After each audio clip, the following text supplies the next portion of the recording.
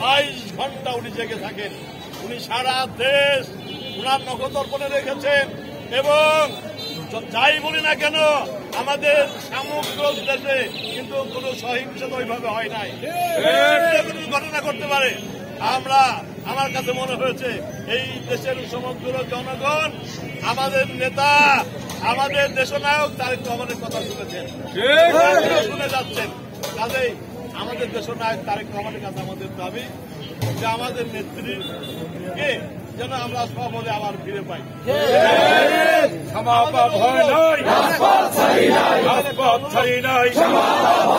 রাজবাড়ির মাটি এটা আমাদের একটা অনুরোধ। এই অনুরোধটা জানাচ্ছি কেন্দ্রে এবং আমাদের অ্যাক্টিং চেয়ারম্যানের কাছে। সবিনয়ে অনুরোধ জানাচ্ছি ওনাকে।